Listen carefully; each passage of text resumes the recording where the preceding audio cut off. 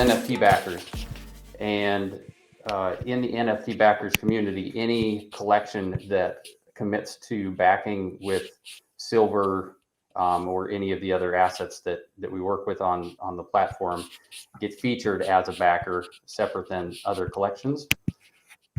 This, for example, is the Alien Worlds Community Fractal run by Dwayne Philippi, and he has already been backing with silver, Trillium, and Crown tokens using our platform. So here's some examples of his NFTs on the platforms that are backed.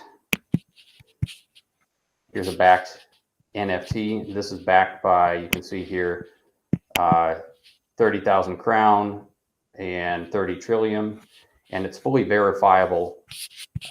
This verification checks that the backing is actually on the contract and does balance verifications. And then if there's silver attached to it, it goes through the whole LD2 protocol and shows that there is, in fact, all the silver on deposit to back this NFT.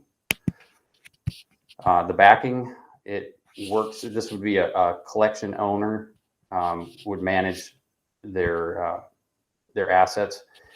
They can deposit Alien Worlds Trillium, LD2, and in this case, Crown. And then from there, you can look at backed. There's two ways that you can attach the backing. You can either do it through creating a back template, where you have a schema that supports the backing, and this works just like any other platform. So a backed NFT, this is backed with silver using LD2. You can upload images, fill out your, this is a very familiar interface to most people. What we add is this backed by. So you could select increments of LD2. In this case, you can select Crown or Alien Worlds Trillium. And by creating the template like this, every time an asset is minted using this template, this backing, whatever is in the backed by, gets attached automatically to that new NFT.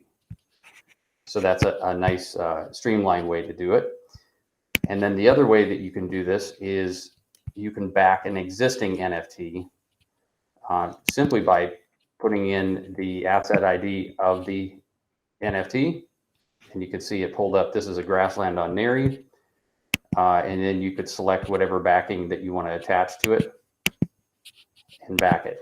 And it's as easy as, you know, just changing the asset ID. It'll show you which one that you're backing, who the owner is, and then you're attaching whatever that asset is to the NFT. And again, this pulls from whatever deposited balances of LD2 Crown or Trillium are on this account.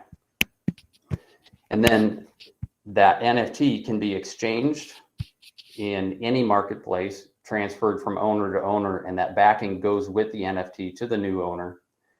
Eventually, one of the owners is going to say, hey, I want the backing of that NFT. And they burn that NFT. And as soon as they burn the NFT, the backing is deposited into the wallet of the holder. If it's burned in a blend, like using Nifty blends or something like that, then the value goes to the last owner of the NFT before it was transferred to the blend contract. So that would be the blender, the person doing the blending, not actually the blend contract. So that ensures that the value actually gets to whoever it's supposed to. Really great job, guys. This looks phenomenal. I really love the idea of real world NFTs that have a real world purpose and are backed by valuable things. It's very cool. A question for you was, when you go to deposit into this balance, because you want to use that as a backing in the future, is this like a centralized exchange where I'm depositing funds, or is this more like a smart contract that's decentralized and I'm just putting it into a place that I can trust? Like who manages where the money is? So it gets deposited yeah. into the NFT Backers smart contract. Is that smart contract currently controlled by one person, or is it a multi-sig or a group of people? It's currently a single signature, but it can be changed to whatever it needs to be. You know, set up a DAO behind it and manage it that way. Fantastic. And I really love what you said about ensuring that because this happens all the time where people like do an ICO or something like that, but they pay from an exchange account, and then people get all confused because then they try to send it back to the exchange and thing doesn't work out. So it sounds like you guys are already thinking about being smart in terms of when it's burned, who did the burning, you know, what is the intent of the ownership of the actual asset. So in that case, for example, if I was to take this NFT and like move it to another exchange, let's say, or do something with it, but the exchange still knows it's owned by me, how are you guys managing that? And how do you even manage like knowing it's on a smart contract for the mixer, like you said? How are you actually, is that something where you're kind of keeping track of all the different ways that can happen? Or is it a little smarter than that? I'd love to know a little bit more about how you're protecting people by ensuring that when they burn it, it's the backed asset's going to go to the right human being. Right. So the collection owner links their collection through the contract notifications to our smart contract. So we receive notifications for every burn and every transfer for that asset. And every time a backed asset is transferred, we transfer the ownership of the backing with it. So that's managed and all that's tracked on our smart contract, but it's all through those contract notifications. Do you have like whitelists to make sure that you know about like you said the mix? I think you said mixer, but that's not the right word. The blender. blenders. Do you know about blender contracts, or do you know about exchange contracts, or is that like a whitelist of those, or is it more smarter than that? Or how does that work?